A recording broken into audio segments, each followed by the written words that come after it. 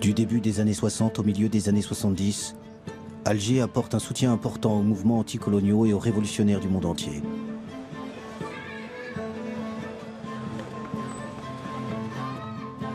Une fois l'indépendance acquise, après 8 années d'une guerre cruelle, l'Algérie de Ben Bella, puis celle de Boumedienne, sera une terre d'accueil de militants du tiers-monde en lutte contre l'oppression coloniale ou raciale.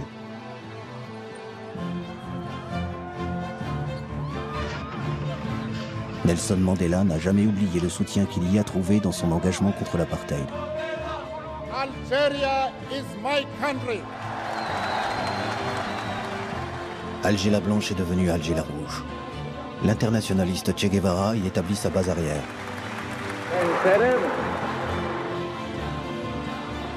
Le leader afro-américain, Eldridge Cleaver, veut en faire le centre de rayonnement international du Black Panther Party.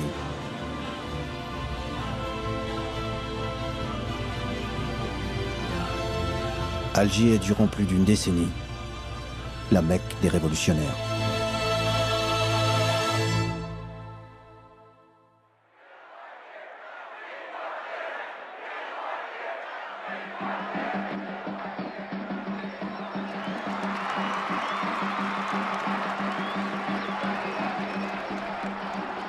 Juillet 1962. L'allégresse est dans les rues d'Alger. Les Algériens fêtent leur indépendance et la fin de 8 années de guerre.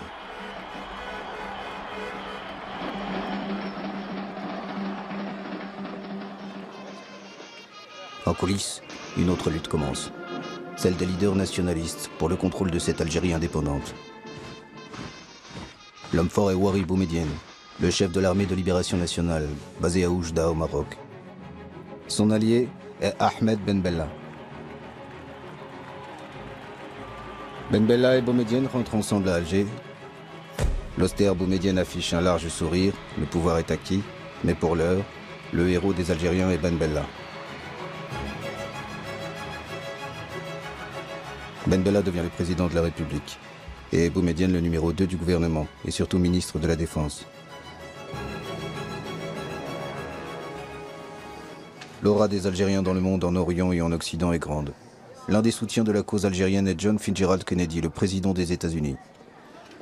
It's a particular source of satisfaction to me to express these words of greeting to our friends in Algeria, because I recall speaking some years ago in the Senate of the United States on behalf of independence for Algeria.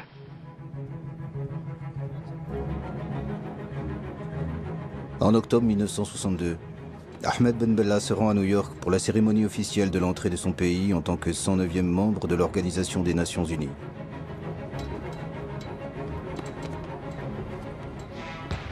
John Fitzgerald Kennedy l'invite à Washington et le reçoit à la Maison-Blanche avec discours de bienvenue et hymnes nationaux.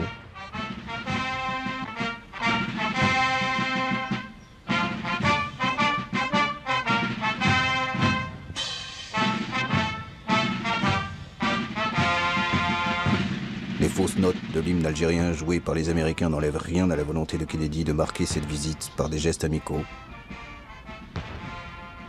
Même la première dame des États-Unis, Jackie Kennedy, et le petit dernier John viennent voir de près le héros algérien du combat pour l'indépendance.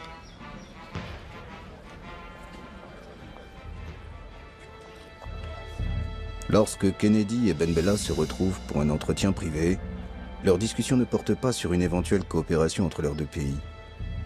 Ben Bella projette de s'envoler directement des États-Unis vers l'île de Cuba dirigée par le révolutionnaire Fidel Castro.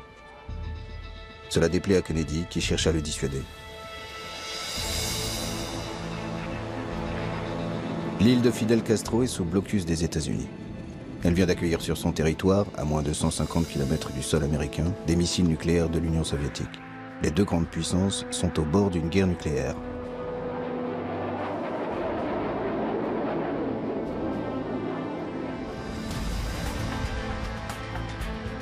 C'est dans ce contexte que Ben Bella arrive à La Havane dans un avion cubain venu le chercher discrètement à New York avec l'accord des Américains malgré le blocus.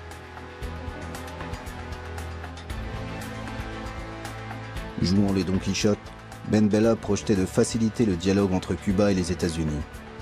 Mais l'accueil chaleureux de Castro transforme cette visite en un soutien inconditionnel à Cuba.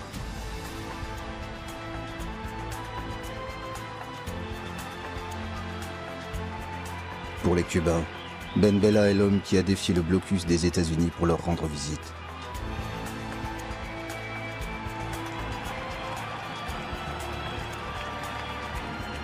À Cuba, il y a le grand et charismatique Castro, mais il y a aussi son compagnon, le révolutionnaire internationaliste argentin Che Guevara.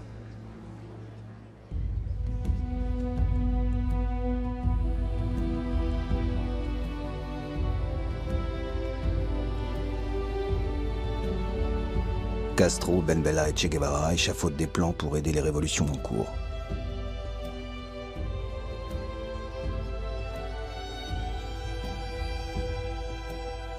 L'Amérique du Sud n'est pas mûre pour un soulèvement. L'Afrique est le maillon faible de l'impérialisme, dit Che Guevara à Ben Bella, qui en est aussi convaincu. Ben Bella sait que l'Algérie peut jouer un rôle important en Afrique. Le mouvement indépendantiste algérien est un modèle, tant sur le plan de la stratégie militaire que pour ses actions diplomatiques sur la scène internationale. L'Afrique de ce début des années 60 est en pleine ébullition. Plus d'une dizaine de pays entament une lutte armée contre le système colonial, l'apartheid ou un pouvoir imposé de l'extérieur.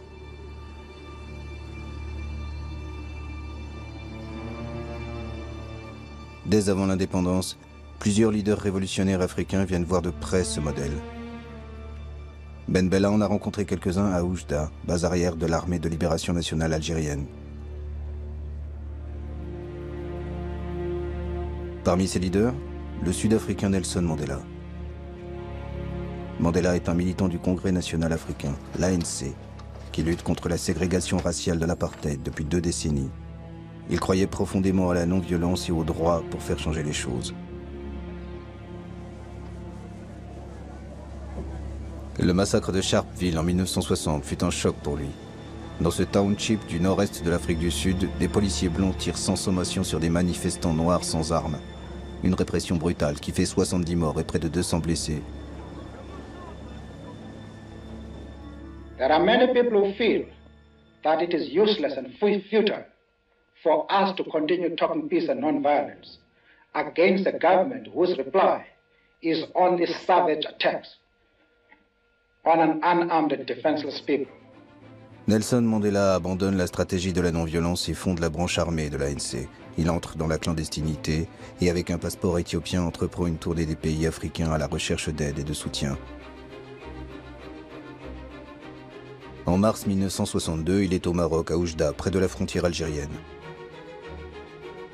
C'est dans ce camp militaire que Mandela participe à quelques entraînements avec des combattants algériens. Il retiendra surtout les leçons de stratégie révolutionnaire prodiguées par les Algériens. La lutte armée n'a pas pour objectif de remporter une victoire militaire, mais de libérer les forces politiques qui feront tomber l'ennemi.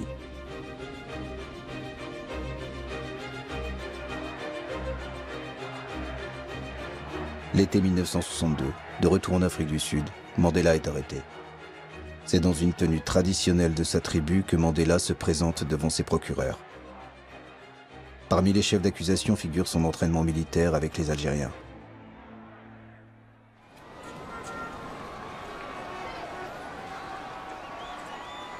À l'automne 1962, Ben Bella dirige un pays désorganisé qui a du mal à se relever de 8 ans de guerre et du départ massif des Européens d'Algérie. Son indépendance acquise, le peuple réclame désormais du travail et des logements. Ces difficultés économiques n'empêchent pas Ben Bella de s'engager pour l'Afrique, dont il fait son domaine réservé. Une revue est dédiée à cette cause, Révolution africaine. La direction est confiée à Jacques Vergès, l'avocat français des militants du FLN algérien durant la guerre d'indépendance. Jacques Vergès connaît plusieurs leaders africains qu'il a rencontrés à Oujda. Révolution africaine affiche dès ses débuts sa dénonciation du colonialisme et de l'impérialisme et leur sainte alliance en Afrique. En ce début de l'année 1963, les principaux collaborateurs de cette revue sont des journalistes français de gauche ou d'extrême gauche.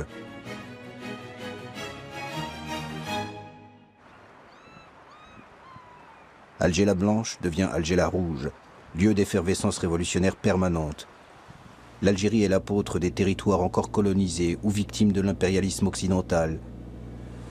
Quelques mois seulement après son indépendance, l'Algérie ouvre ses portes à tous les damnés de la terre. Les manifestations, les meetings se succèdent pour apporter un soutien aux pays frères africains qui luttent contre la dernière puissance coloniale en Afrique, l'Empire portugais, ou contre l'apartheid. Le sort de l'Algérie indépendante semble dépendre du sort de tous ces combats africains. L'épouvantail de la menace extérieure est agité pour mettre un voile sur les difficultés économiques du pays. Nous devons rester fidèles à ce que nous avons été depuis 7 ans. Et nous pourrions nous trouver isolés, notre propre expérience ici pourrait se trouver menacée de l'extérieur et par la même remise en cause. Nous pensons donc que l'action sur le plan extérieur est le complément naturel d'une véritable action sur le plan interne.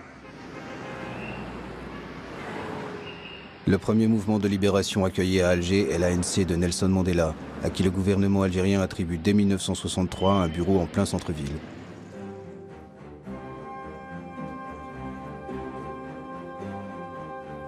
Les militants de l'ANC sont rejoints par des représentants de la Namibie et de la Rhodésie. Ils luttent tous contre un pouvoir entre les mains des Blancs qui exclut la grande majorité noire.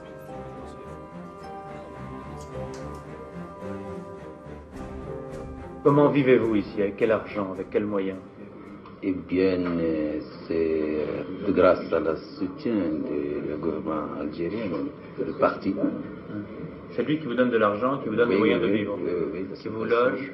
Qui nous loge, donne tout ce que dont nous avons besoin, y compris les billets de voyage pour assister aux conférences internationales, afin de mobiliser l'opinion internationale. L'année suivante, d'autres mouvements de libération africains s'installent dans la capitale algérienne. Le Mozambique est représenté par le Frélimo, la Guinée-Bissau et le Cap-Vert par le PAIGC d'Amilcar Cabral, l'Angola par le MPLA et le FNLA.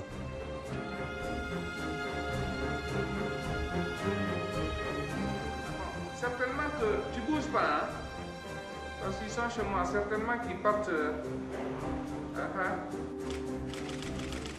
Une solidarité militante anime ces mouvements de libération, tous financés par l'Algérie, qui leur apporte un soutien militaire et diplomatique.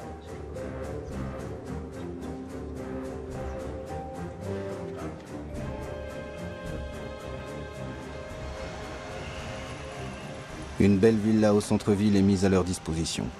C'est là que le Guinéen Amilcar Cabral tient ses conférences à chacun de ses séjours dans la capitale algérienne. Le dirigeant du Parti africain pour l'indépendance de la Guinée et du Cap-Vert, le PAIGC, sait que la guerre se gagne aussi sur le terrain diplomatique. Alors Alger est devenu une caisse de résonance de son combat pour la liberté. Cabral, qui a le sens de la formule, qualifie un jour Alger de Mecque des révolutionnaires. À un journaliste qui lui demande d'expliquer cette formule, Cabral répond « Les musulmans vont en pèlerinage à la Mecque, les chrétiens au Vatican et les mouvements de libération à Alger. »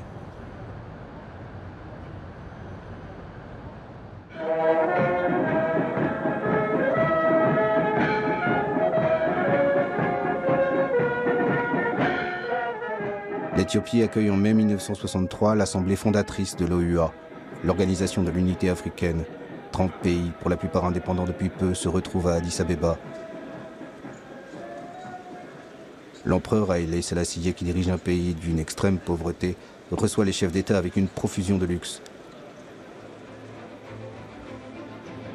La nouvelle organisation africaine appelle à l'émancipation totale des territoires africains qui ne sont pas encore indépendants. Pour l'Algérien Ben Bella, l'OUA doit s'impliquer davantage. Nous nous sommes battus pendant 7 ans et demi contre l'impérialisme le plus obstiné qui ait jamais existé. Nous n'avons pas le droit de penser à mieux manger quand des gens tombent en Angola, en Mozambique, en Afrique du Sud. Mais il y a une rançon à payer pour faire en sorte que notre solidarité soit effective. Eh bien, acceptons tous de mourir un peu, ou tout à fait, pour que l'unité africaine ne soit pas un mot creux.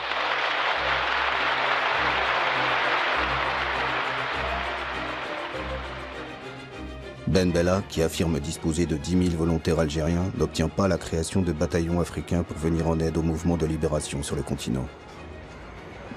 Mais un comité de coordination pour la libération de l'Afrique est créé.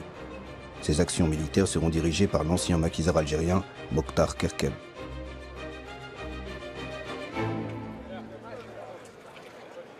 Ben Bella se voit en Castro africain. Il revêt une tenue militaire pour des actes symboliques, comme la destruction d'un bidonville.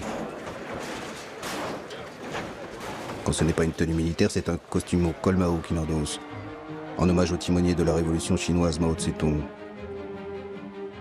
Ben Bella aime les bains de foule. Il multiplie les meetings et décrète l'autogestion par les ouvriers des propriétés abandonnées par les colons.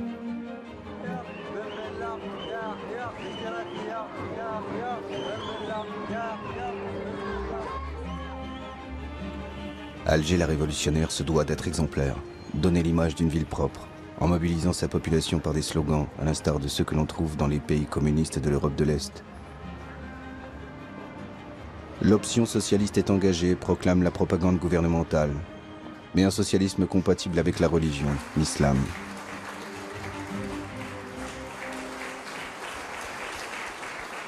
J'ai eu déjà l'occasion de le dire à certains amis communistes qui sont ici. Je voudrais parler très franchement.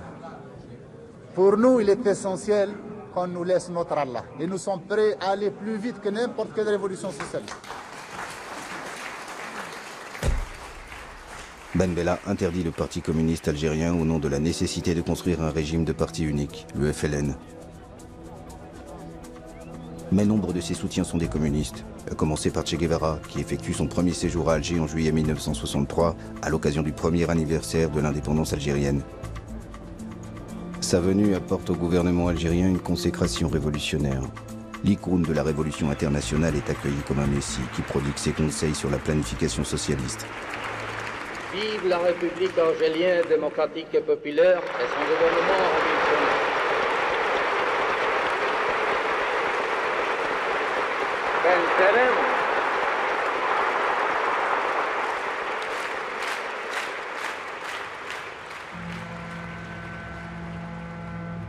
L'autre grand ami de Ben Bella est le leader du monde arabe, Gamal Abdel Nasser, le président égyptien, qui arrive sur un bateau baptisé El Houria, la liberté. Les deux hommes se connaissent depuis les années 50, lorsque Ben Bella était accueilli au Caire durant la guerre d'Algérie. Alger l'africaine est devenue durant quelques jours Alger la ville arabe et réserve un accueil triomphal aux raïs égyptiens. C'est sur un camion de pompiers que s'effectue leur déplacement pour les protéger de la ferveur d'une foule immense.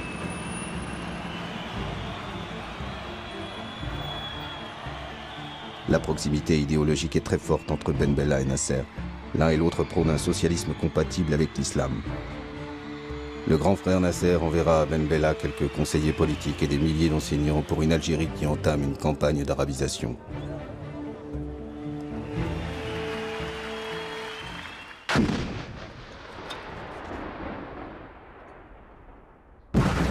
À l'automne 1963, une guerre éclate entre l'Algérie et son voisin marocain qui conteste le tracé de la frontière entre les deux pays dans le sud du Sahara. Un tracé hérité de l'ère coloniale, jamais accepté par le Maroc, qui décide de récupérer par la force la bande de sable revendiquée. L'armée algérienne ne fait pas le poids face à l'armée marocaine. Ben Bella fait appel à ses amis Castro et Che Guevara. Les Cubains volent au secours de la révolution algérienne en danger. C'est dans un navire livrant officiellement du sucre que sont transportés des hommes et du matériel pour venir en aide à la jeune révolution algérienne. L'Égypte de Nasser envoie des avions et des hélicoptères. Une guerre des sables qui se termine par un compromis. La zone revendiquée est démilitarisée. Ben Bella et le roi du Maroc Hassan II signent un accord sous l'égide de l'Organisation de l'Unité africaine.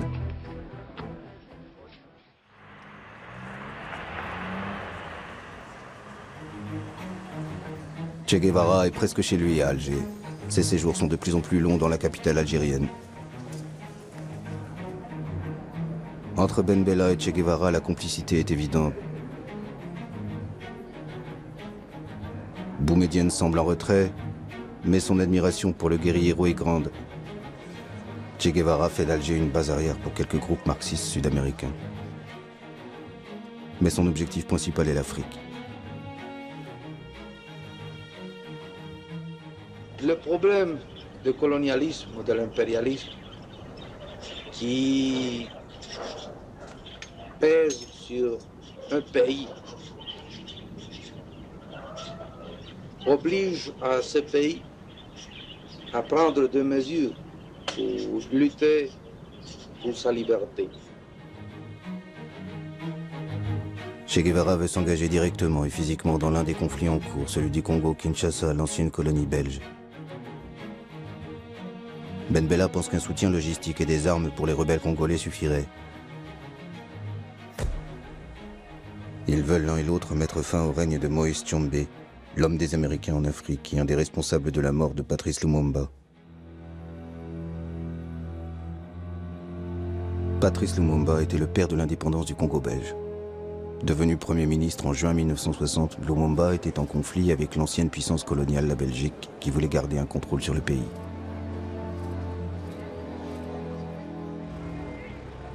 À l'instigation des Belges et des Américains, Patrice Lumumba est arrêté par le colonel Mobutu, chef d'état-major de l'armée.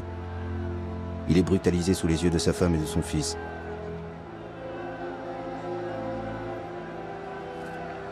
Mobutu le livre à Moïse Tshombe qui contrôle le Katanga, une riche province du Congo.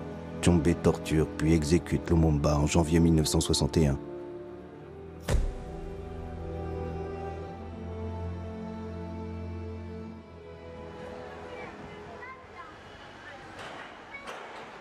Alger se souvient de Patrice Lumumba, celui qui a payé de sa vie sa soif de liberté pour son peuple. Che Guevara aura aussi son boulevard à titre posthume. Les légendes des deux hommes se croisent dans cette ville d'Alger.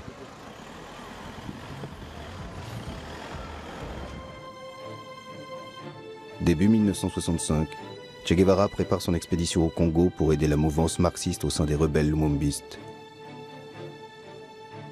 Malgré son désaccord, Ben Bella charge le colonel Mortar Kakab de lui apporter le soutien logistique de l'Algérie.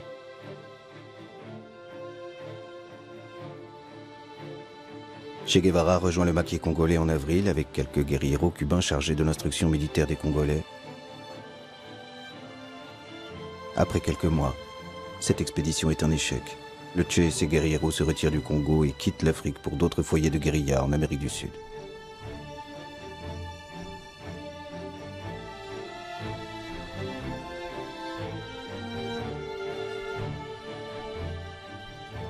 Alger n'abandonne pas pour autant son aide aux rebelles congolais et continuera à leur livrer des armes.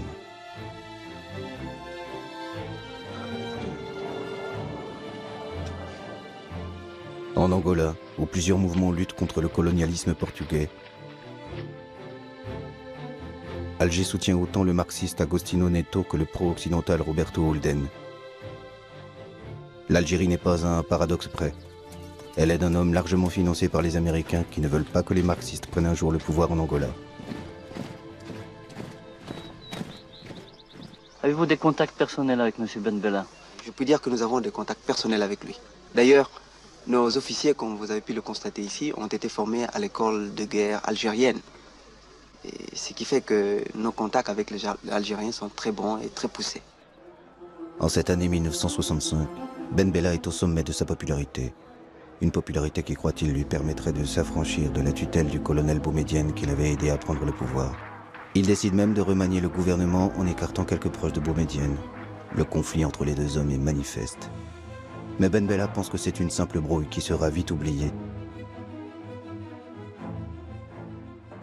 C'est un homme détendu, comme libéré d'une contrainte, qui tient un meeting le 17 juin 1965. Certains commentaires de presse, ou ce qu'appelle cette presse, d'éventuels conflits qui existeraient au sein de la direction révolutionnaire en Algérie. Eh bien, cette presse ment. Cette presse ment car en Algérie, il y a un régime et il y a une direction plus unie que jamais, qui est plus décidée aussi que jamais à faire face aux complots d'où qu'ils viennent et surtout les complots extérieurs.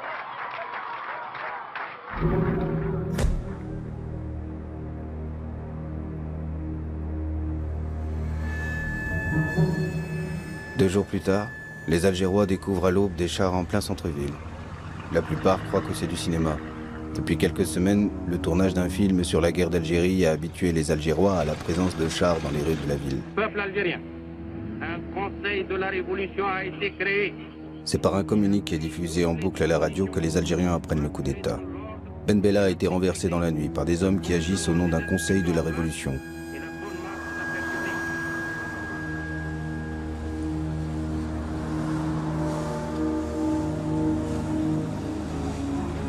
La majorité des Algériens pensent que c'est un simple drame joué au sommet du pouvoir. Seuls 2 à 3 000 manifestants descendent dans les rues d'Alger. L'Union nationale des étudiants algériens est la seule organisation à condamner le putsch.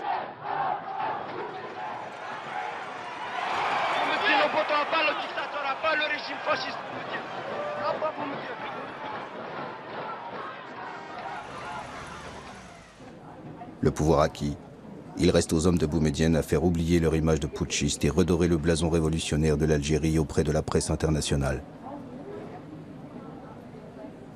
Rien n'est changé en Algérie. Quant aux lignes fondamentales, quant aux principes, nous revenons seulement à la source. La source révolutionnaire est sur la base des principes inscrits en lettres de sang au cours de cette année et demie de lutte. Le colonel Boumedienne prend les rênes du pays. Ses hommes de confiance sont Qaïd Ahmed et Abdelaziz Bouteflika, qui étaient tous les deux à ses côtés déjà avant l'indépendance.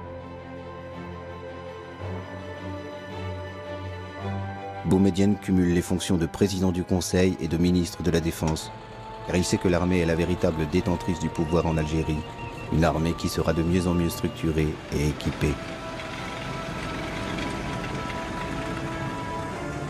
Après le coup d'État, le style a changé, mais pas les orientations de politique étrangère. La flamboyance de Ben Bella fait place à la sobriété de Boumedienne.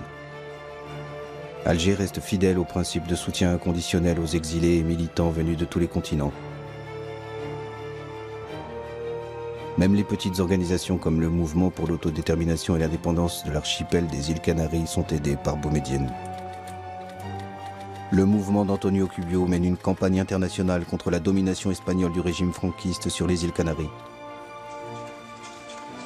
Sous Boumedienne, Alger continue à être la capitale des révolutionnaires de toutes obédiences.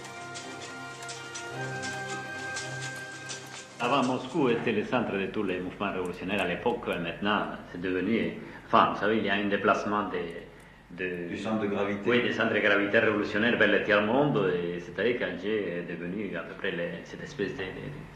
il va jouer le rôle qu'il jouait Moscou à l'époque de l'international ou de la Comintern, si vous voulez. Une espèce de centre de tous les mouvements de libération. L'hospitalité algérienne est sans limite. Près d'une vingtaine d'organisations trouvent refuge à Alger. Mais cette hospitalité n'est pas sans nuance ni hiérarchie. Il y a ceux dont la représentation a rang d'ambassade et sont logés dans les villas de quartiers chics ou dans de beaux appartements du centre-ville. Et ceux qui sont relégués en périphérie et à qui on conseille la discrétion, comme le Front de libération du Québec ou le Front de libération de la Bretagne française.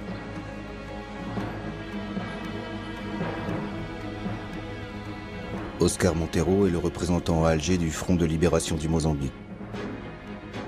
Sa délégation compte une dizaine de personnes, entièrement prises en charge par le gouvernement algérien.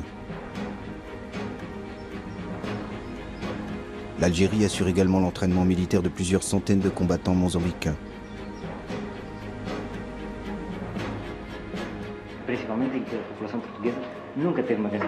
Oscar Montero s'active beaucoup pour le rayonnement international de son organisation.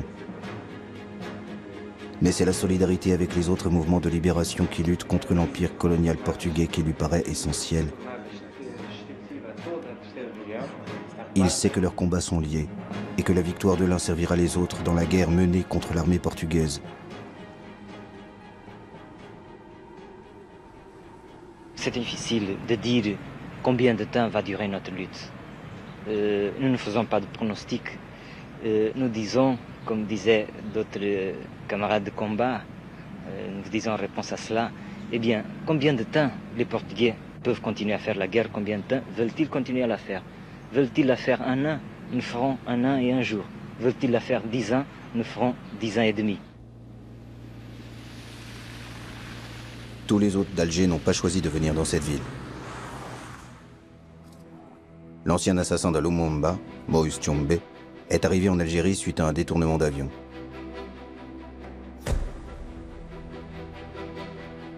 En cette année 1967, Moïse Tshombe était en exil en Espagne. C'est lors d'un voyage que son avion est détourné vers Alger par une de ses relations d'affaires.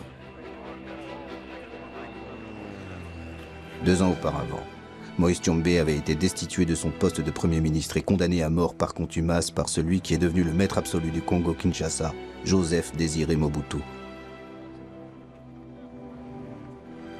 Mobutu, probable commanditaire du détournement d'avion avec l'aide de la CIA, envoie une délégation à Alger pour demander à Boumedienne l'extradition de Tshombe.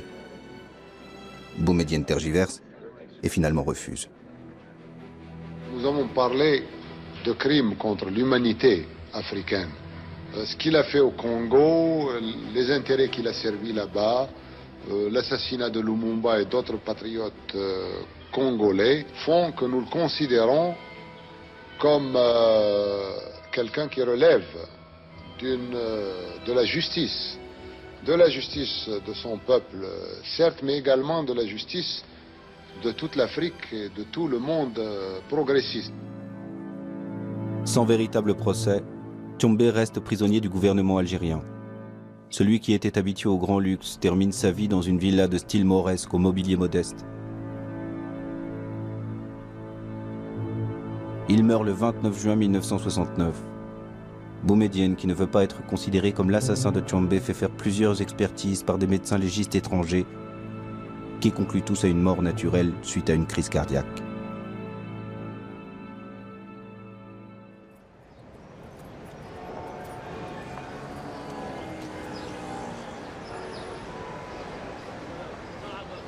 La première représentation de la Palestine en Algérie est celle du Fatah de Yasser Arafat, à laquelle est conféré un rang d'ambassade. Quelques années plus tard, c'est l'OLP regroupant toutes les organisations palestiniennes qui occupent cette belle demeure.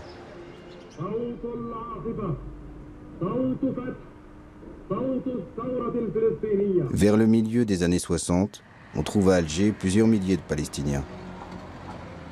La plupart d'entre eux sont des réfugiés, étudiants ou travaillant pour l'Algérie. Jusqu'en 1967, l'aide algérienne à Yasser Arafat est plus diplomatique que militaire. Seulement quelques centaines de fidaïns palestiniens sont entraînés en Algérie.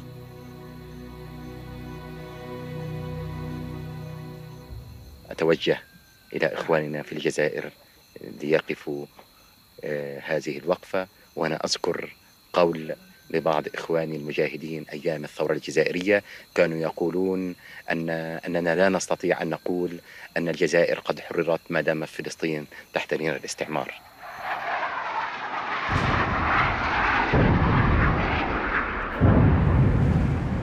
Le 5 juin 1967, Israël attaque ses voisins arabes et détruit le potentiel militaire de 3 pays, l'Égypte, la Syrie et la Jordanie. En moins d'une semaine, l'État hébreu annexe d'importants territoires dont Jérusalem-Est et triple ainsi sa superficie. L'armée égyptienne, la plus importante de la région, est dévastée. Le cessez-le-feu réclamé par l'ONU est accepté par les armées arabes défaites. Une humiliation envahit le monde arabe. À Alger, cette défaite est vécue comme un séisme, malgré l'éloignement du champ de bataille. Les Algériens descendent dans la rue pour réclamer vengeance et poursuite de la guerre. L'impérialisme anglo-américain est pointé du doigt comme responsable et coupable d'avoir armé Israël. Il ne fait aucun doute qu'au Moyen-Orient, l'impérialisme a frappé par instruments interposés. Si nous ajoutons cet élément aux autres éléments africains, peut-être même qui sont passés en Asie ou en Europe, d'autres, nous sommes obligés d'aboutir à la conclusion qu'il y a un plan impérialiste qui est mis en application. Le gouvernement algérien rompt ses relations diplomatiques avec les États-Unis. Les représentations américaines sont attaquées, le centre culturel saccagé. Des volontaires se déclarent prêts à aller au combat aux côtés de leurs frères arabes. Ouari Boumedienne se met au diapason de son peuple et mobilise son armée qu'il envoie en Égypte. Mais l'Égypte n'est pas en état de reprendre le combat. L'armée algérienne reviendra au pays au bout de quelques mois, sans avoir combattu.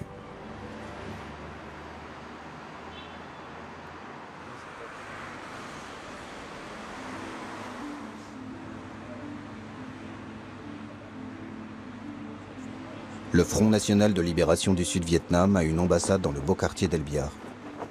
Les Algériens ont une dette envers les Vietnamiens. En 1954, c'était la victoire des communistes vietnamiens contre l'empire colonial français à Dien Bien Phu qui a donné des ailes au FLN algérien pour engager une lutte armée. La solidarité avec la résistance sud-vietnamienne trouve un important écho auprès des Algériens.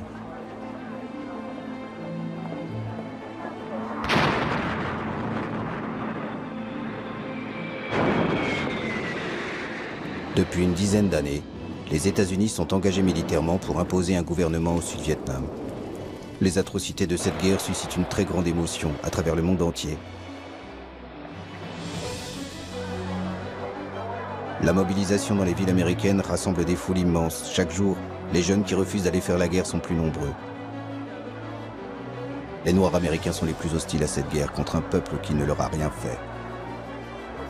Aucun Vietnamien ne m'a traité de nègre, affichent certaines pancartes de manifestants.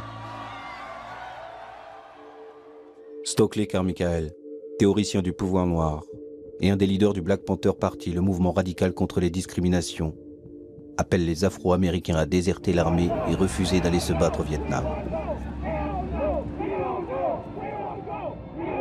Pourchassé par le gouvernement américain, Carmichael trouve refuge à Alger en 1968. Il est devenu un ennemi de son pays. And it is important that we begin now to visit African countries so that when the United States invades Africa, as she will have to in the coming years, we will have developed a revolutionary consciousness among African Americans that they will not fight. En 1969, c'est un autre leader du Black Panther Party, Eldridge Cleaver, qui demande asile à Alger, fuyant les États-Unis après des affrontements violents avec la police. Le gouvernement algérien l'accueille généreusement, met à sa disposition une villa dans le quartier d'El Biar et lui alloue une bourse mensuelle.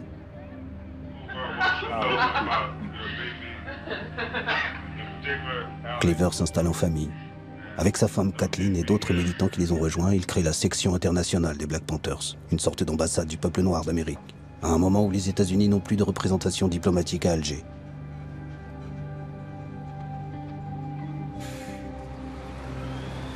Un centre culturel afro-américain est installé dans la rue la plus fréquentée, au centre-ville. Les jeunes Algériens découvrent ainsi les États-Unis à travers le combat des Noirs américains.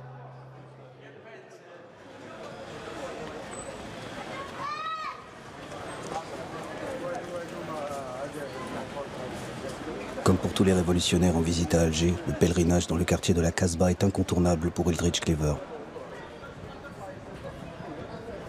La Casbah est le lieu mythique de la bataille d'Alger qui avait servi de caisse de résonance au combat des Algériens dans les années 50. Je voudrais savoir aussi quels sont les moyens qu'ils emploient pour parvenir à leur but. What are the means you are employing to reach your... Guns. La force. La force, le fusil. Le fusil. Uniquement le fusil. You ask if it's the only guns. You ask if it's the only guns. And bombs, you know, guns, just like you had to do it here. The way you did it here, with understanding of the problem, with the ideology for liberation, and with fighting men who would put the ideology into practice. Eldridge Cleaver veut créer une armée de libération du peuple afro-américain. Une stratégie radicale à laquelle s'opposent les leaders des Black Panthers restés aux États-Unis. Il découvre à Alger les mouvements de libération africains. Son ambition est de s'inscrire dans l'idéologie panafricaniste qui préconise la solidarité entre les Noirs de par le monde.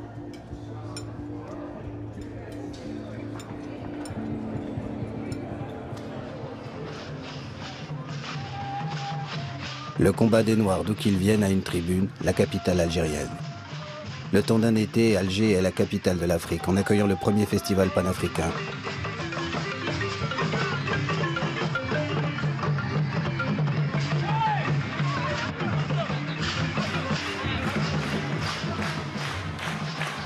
En ce mois de juillet 1969, Alger connaît la même allégresse que lors des premiers jours de l'indépendance. L'Afrique indépendante côtoie l'Afrique combattante.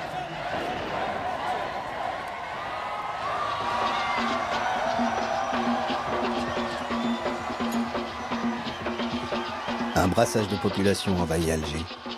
La ferveur emporte une jeunesse algérienne qui a soif de liberté. Des femmes dansent seins nus dans les rues de cette ville musulmane. Des scènes qui ne se reproduiront jamais.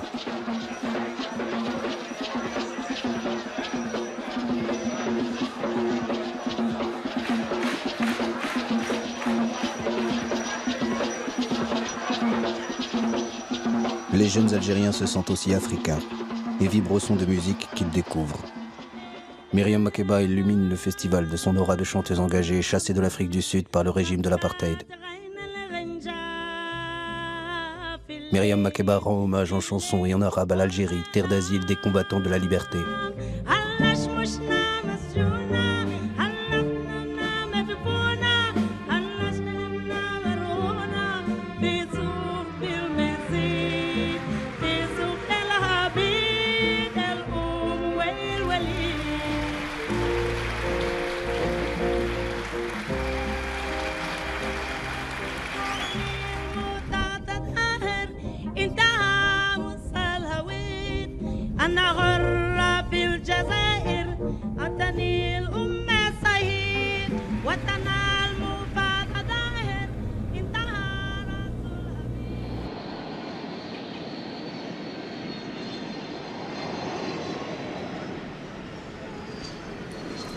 En juin 1970, un avion en provenance de Rio de Janeiro arrive à Alger.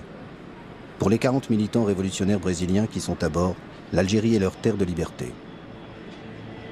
Ils viennent tous de sortir des prisons de la dictature brésilienne, en échange de l'ambassadeur allemand pris en otage par leurs camarades.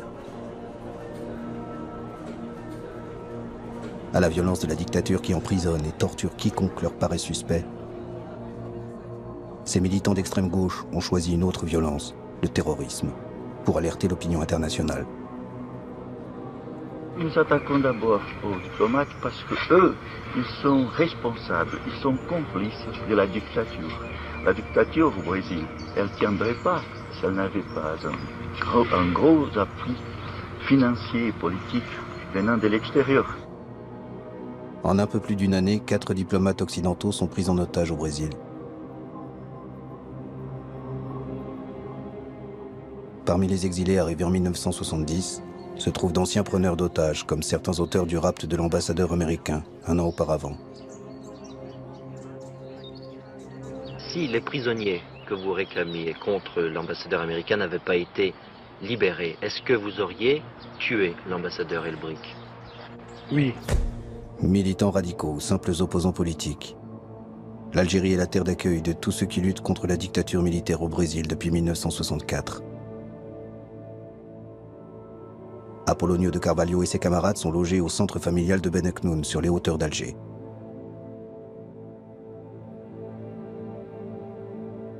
Certains d'entre eux partiront vers d'autres destinations en Europe ou à Cuba. D'autres resteront dans la capitale algérienne jusqu'à l'amnistie du gouvernement brésilien qui leur permettra de retourner dans leur pays en 1979.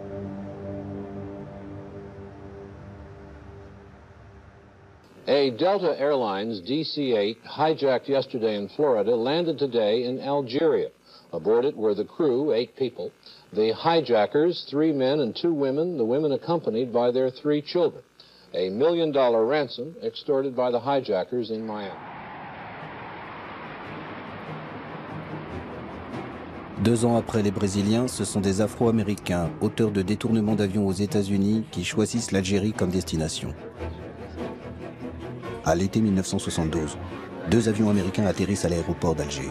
Les pirates arrivent avec des rançons extorquées aux compagnies aériennes et veulent rejoindre les Black Panthers.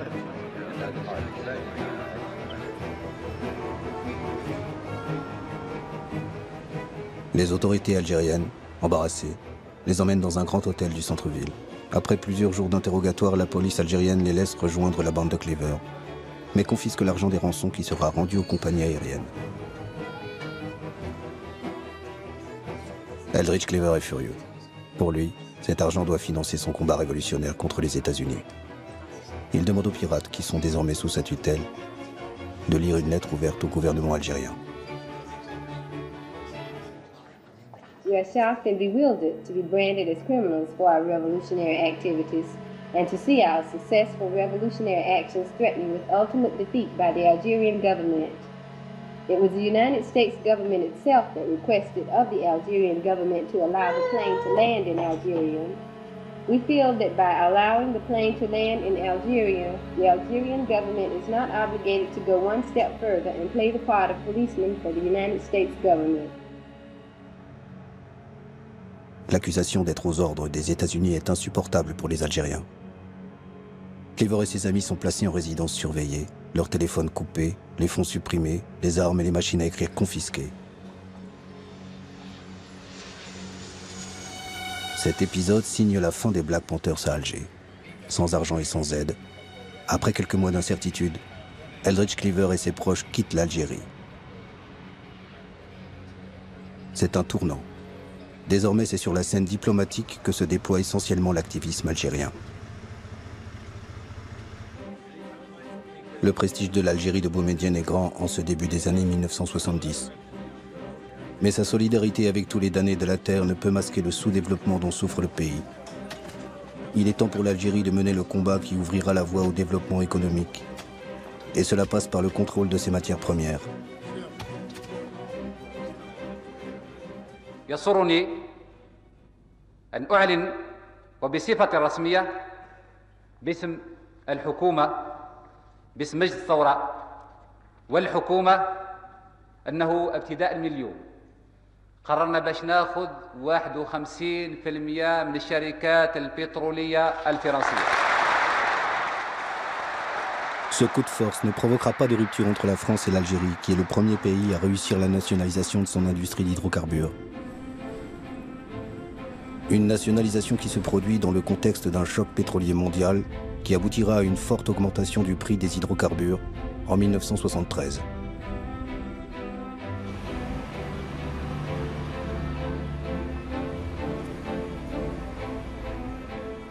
Cette même année, Houari Boumedienne accueille à Alger le sommet des non-alignés en leader du tiers-monde. Un tournant pour cette organisation qui prône l'union des pays pauvres contre les pays riches. Pour la première fois, les deux grandes puissances, les États-Unis et l'Union soviétique, sont placés sur un pied d'égalité.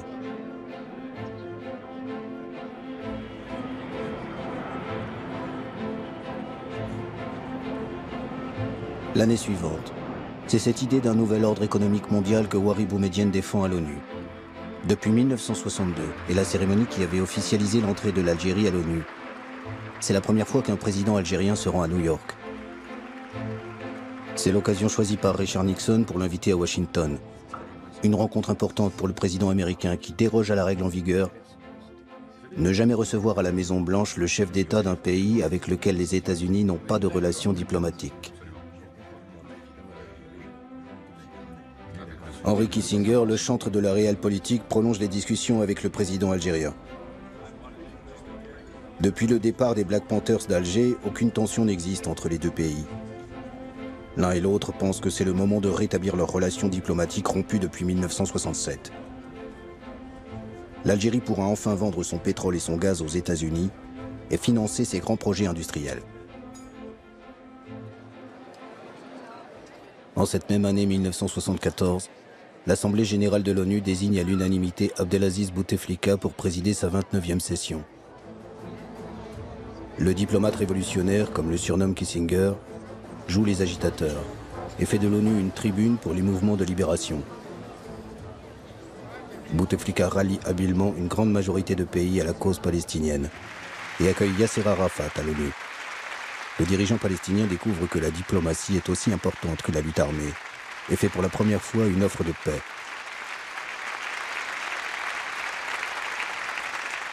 لقد جئتكم يا سيادة الرئيس بغصن الزيتون في يدي وببندقية الثائر في يدي فلا تسقط الغصن الأخضر من يدي لا تسقط الغصن الأخضر من يدي لا تسقط الغصن الأخضر من يدي.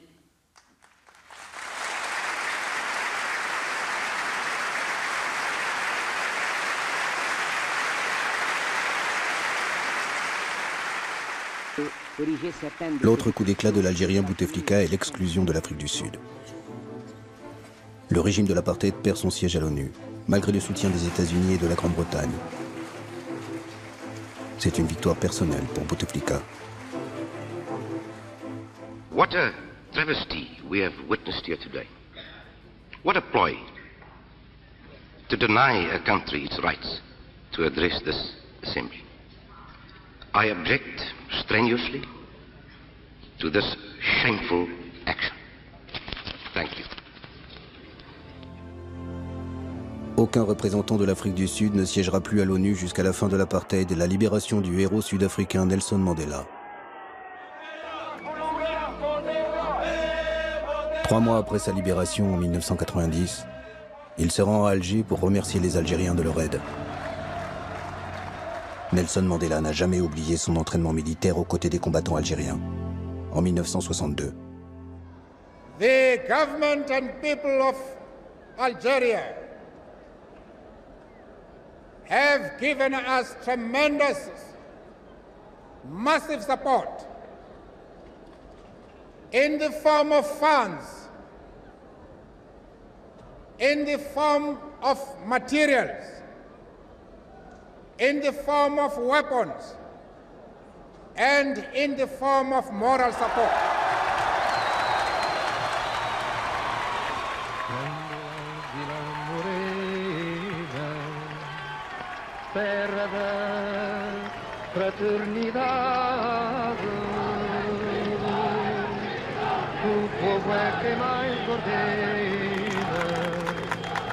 Le Portugal, dirigé jusque-là par un régime fasciste, devient une terre de fraternité au cours de cette année 1974. Des officiers opposés à la guerre coloniale menée par leur pays depuis une quinzaine d'années prennent le pouvoir à Lisbonne. Qu'est-ce que vous pensez des mouvements de libération africains? Moi, de ma part, je suppose qu'ils ont le droit à la liberté, comme l'Algérie, quoi. Parce qu'ils auront le droit à la liberté, ils sont dans leur pays. C'est où, quoi, c'est pas nous. Le peuple portugais apporte un immense soutien à ce putsch militaire, d'autant que le pouvoir est très vite transféré aux mains des civils. L'un des hommes qui incarne ce pouvoir est le socialiste Mário Soares, qui devient ministre des Affaires étrangères. La révolution des œillets ouvre la voie aux indépendances des colonies. Les négociations avec les mouvements de libération peuvent enfin commencer. Le premier accord de paix est signé dans la capitale algérienne entre Mário Soares et Pedro Pires, le représentant du Parti africain pour l'indépendance de la Guinée et du Cap-Vert. Le grand absent à Alger en ce mois d'août 1974 est le leader historique guinéen Amilcar Cabral, assassiné à Conakry 1 an plus tôt par des membres de son parti.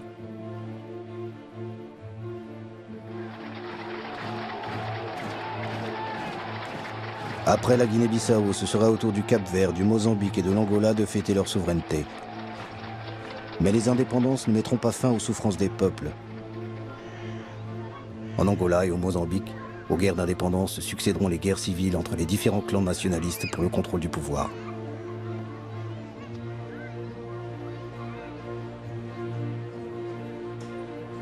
Ouari Boumedienne, qui avait pris le pouvoir par un putsch militaire, est au sommet de sa popularité en ce milieu des années 1970. Il incarne le prestige de cette Algérie rebelle qui tient tête aux grandes puissances et apporte son soutien à ceux qui luttent pour leur liberté et leur indépendance. Un pays tiraillé entre un idéal révolutionnaire hérité de sa guerre de libération et les exigences d'un peuple avide de progrès économique et de liberté démocratique. L'Algérie change, mais elle continuera à être pendant encore quelques années une destination privilégiée des pirates de l'air et preneurs d'otages. Ainsi, le terroriste Carlos choisira Alger en décembre 1975 pour libérer les ministres de l'Organisation des pays exportateurs du pétrole, pris en otage à Vienne en Autriche. C'est le cas également des militants de l'armée rouge japonaise qui détourneront un avion en octobre 1977 pour faire libérer 6 de leurs camarades. Dans les deux cas, le gouvernement algérien justifiera l'asile donné aux terroristes par des raisons humanitaires. L'avis des otages contre la liberté garantie aux terroristes. Un accord que le ministre algérien des Affaires étrangères, Abdelaziz Bouteflika, respectera scrupuleusement. Pour les Algériens, leur fierté est d'avoir accueilli ceux qui ont lutté contre le système colonial, le racisme et les gouvernements réactionnaires en Afrique. Alger restera dans les mémoires. Elle aura été durant plus d'une décennie la Mecque des révolutionnaires.